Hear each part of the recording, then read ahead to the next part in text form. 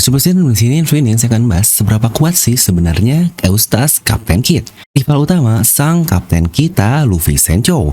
Nah, mari tanpa basa-basi lagi kita langsung saja wadaw.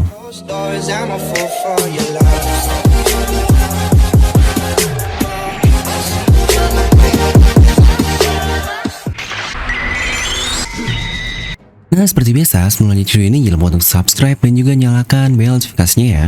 Karena kalian tidak akan tertinggal informasi menarik seputar One Piece hanya di channel Devil Nomi. Saya pastikan sebelum kalian komen atau apapun, kalian menonton video sampai habis, jadi tidak ada informasi yang miss dan juga yang setengah-setengah. Oke, kali ini kita akan bahas mengenai karakter yang sangat-sangat diremehkan sekali di serial ini. Entah karena tampilan yang kurang keren kah, atau karena orang-orang yang terlalu sirik lah dengan karakter ini. Yang udah beri dia fit yang sangat baik sejauh cerita One Piece ini ada. Ya tentu saja, dia adalah Eustace Kapten Kid. Beberapa hal yang paling dibenci orang adalah ketika Kid dibuat setara dengan Sencho kita. Ya mulai dari Sabon di Archipelago, lalu di Udon, dan sekarang di Onigashima. Nah, banyak sekali yang bermunculan selain menjelekkan Torao, tentu saja dengan pasangannya alias Kid ini. Terutama setelah mereka berhasil mengalahkan dalam tanda kutip Big Mom. Karena ingat, Big Mom tidak diperlihatkan mata putih pingsan, tapi hanya diknok saja dari Onigashima. Itu pula salah satu cara Oda untuk menyudahi peran Big Mom. Ya lebih tepatnya di arc ini saja, karena saya yakin Big Mom pasti masih punya peran di kedepannya. Yang sebenarnya mengenai ini sudah pernah saya bahas lengkap di video Torao terkait hal itu. Nah, dimana kita tahu Kid sudah bertarung dari awal penyerangan ini dimulai tanpa sekalipun istirahat. Dia adalah seseorang yang kreatif dengan caranya sendiri, menggunakan buah iblisnya untuk beradaptasi menjadi Rambo dan tank juga. Serta entah kalian sadar atau tidak, Kid pun termasuk salah satu karakter yang bisa melukai Kaido loh bersama dengan 5 orang di puncak Onigashima lalu. Ingat ketika Kid membanting Kaido dengan Pang Gibson-nya. Kaido berteriak kesakitan dan bahkan setelahnya dia berkata, bocah-bocah ini tahu bagaimana mengatasi kulitku yang keras tersebut. Kid pula dapat mengawakeningkan buah iblisnya dan menarik Big Mom menjadi suatu medan magnet seperti Chibaku Tensei. Sehingga dia menerima serangan masif dari baja-baja yang ada di dalam kastil Onigashima tersebut. Di mana serangan tersebut tepat mengenai bagian tubuh Big Mom secara langsung tanpa ada apapun yang melindunginya.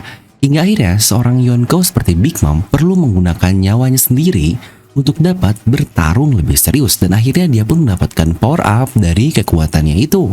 Dan bahkan di chapter ketika dia akan mengalahkan Big Mom, jelas dia dapat menarik homies milik Big Mom tersebut dengan medan magnetnya. Yang berarti squad itulah medan magnet yang dimiliki oleh Kid ini, dan wajar saja dia dapat melukai Big Mom. Selama perang ini berlangsung juga, Kid sudah menunjukkan kemampuan fisik yang sangat-sangat kuat sekali. Dengan dirinya yang dapat menjadi tank seperti menerima tunjukan Big Mom berkali-kali dan dia masih dapat bangkit kembali. Dimana kreativitas dari buah iblisnya saja benar-benar berada di tingkat yang sangat tinggi. Ini mengingatkan saya dengan kreativitas dari Perospero di buah iblisnya tersebut.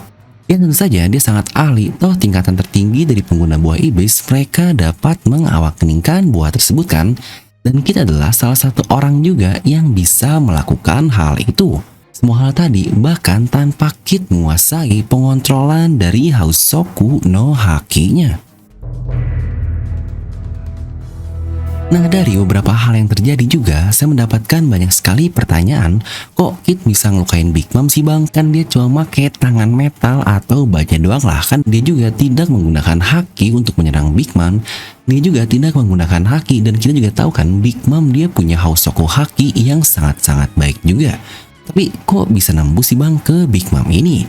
Ya sebenarnya pembahasan sangat lengkap tentang buah iblis atau haki udah saya bahas di video lain lah. Ini tontonan wajib sih buat kalian yang mindsetnya mungkin kurang pas. Tapi di sini kita akan bahas mengenai Kid terlebih dahulu, dimana saya akan menjelaskan seberapa kuatnya buah iblis jika dipadukan dengan kemampuan fisik atau brute force yang sangat-sangat gila sekali. Pertama, bagaimana konsep dari Busoshoku sendiri dapat menambah damage serangan. Kita tahu ada tingkatan dari Busoshoku ini sendiri. Pertama adalah hardening atau koka, di mana kita menghitamkan tangan biasa Dan itu membuat tangan kita sangat keras sekali, bahkan bisa sampai sekeras besi atau lebih. Dimana teknik PK yang digunakan para ciperpol itu pada dasarnya adalah koka ini, itu seperti kata-kata Jinbei. Jadi ketika kamu menguatkan seranganmu, ada dua cara untuk melakukannya. Pertama, kita meningkatkan pertahanannya agar ketika kita membuat gaya saat menyerang, kita tidak akan menerima dampak dari gaya reaksi yang diberikan musuhnya. Dan yang kedua, dengan menguatkan atau hardening tubuh atau senjata kita, di mana kita meningkatkan daya tahan dari objek tersebut dari bentukan deformasinya yang buatnya perlu gaya yang lebih kuat untuk dapat dihancurkan. Ya ini sebenarnya fisika banget sih, tapi kasarnya seperti ini. Tongkat kayu tidaklah terlalu sakit jika dipukul dibandingkan menggunakan tongkat baja. Karena kayu ini lebih lembut, jadi gaya yang diterimanya lebih terkompres karena dia mempunyai deformasi yang cukup rendah. Jadi damage yang diterima untuk sisi koka atau hardening ini benar-benar murni dari hukum fisika.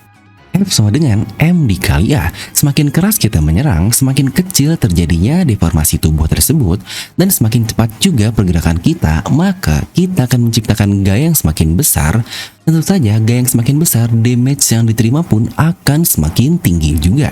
Ini konsep yang pertama dan yang paling dasar dari Busosoku alias di kokanya. Di mana tingkatan kedua adalah disebut sebagai emisi.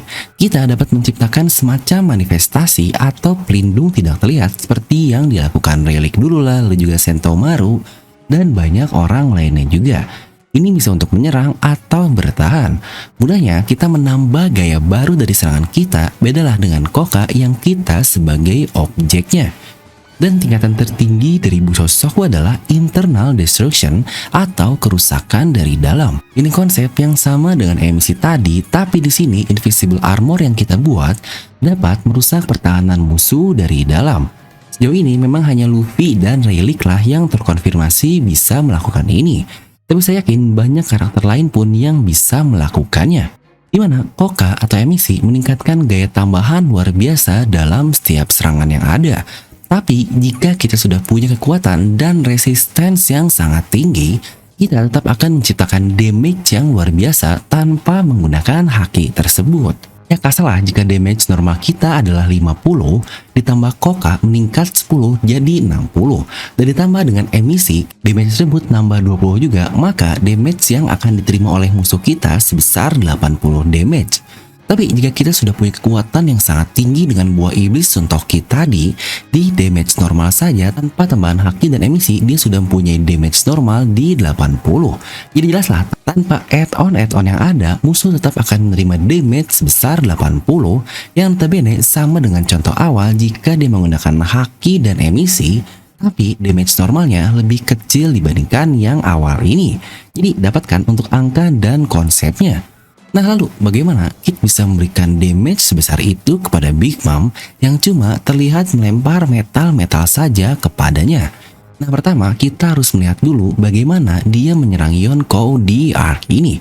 Nah lihat untuk beberapa contoh yang ada, jelaskan dia bukanlah memukulnya dengan tonjokan metal, tapi dia menghancurkan mereka.